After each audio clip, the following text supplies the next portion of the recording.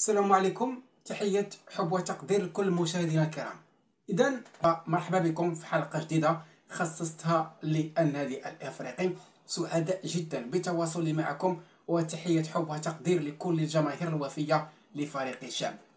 إذن إدارة النادي الإفريقي تدرس جيدا إمكانية التراجع عن التعاقد مع المهاجم الكاميروني أرماند كوه. تأتي هذه الخطوة على خلفية تطورات جديدة قد تؤدي إلى تعطل الصفقة، وربما حتى الآن ربما الصفقة ستسقط في الماء نظرا لعدة مشاكل واعتبارات غير قانونية بالنسبة للاعب. رغم ما دفع إدارة النادي الأفريقي إلى إعادة النظر في الصفقة واتخاذ قرار نهائي هذا الأسبوع. إذن هذا هو سبب تعطل صفقة المهاجم أرماند كوه مع النادي الأفريقي. إذن هذا اللاعب عنده مشاكل مسبقة، يمكن حتى اللحظة أعزائي المشاهدين هو أنه النادي الأفريقي بقيادة الرئيس هيكل تخيل يرون أنه في حال إتمام صفقة والتعاقد مع هذا المهاجم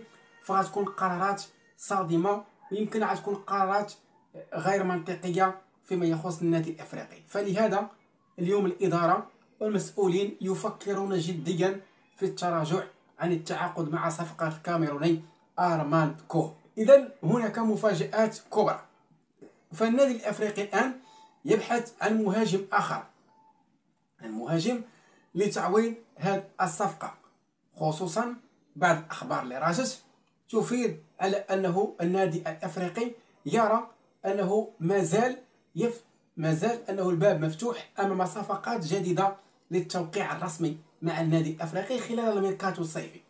فاليوم أعزائي المشاهدين لا الرئيس ديال النادي الأفريقي ولا كذلك المدرب دافيد بيتوني يروا أنه المركز الهجوم ديال النادي الأفريقي مازال فيه مشاكل، خصوصا الغياب التناسق وغياب حتى النجاعة الهجومية فيما يخص لاعبين مهمين. رغم أنهم مهمين لكن لا كينغسلاي إيدو ولا كذلك العبيدي فهما لاعبان مهمين، ولكن خاصنا ضروري يكون عندنا مهاجم ثالث من أجل الفوز بلقب البطولة.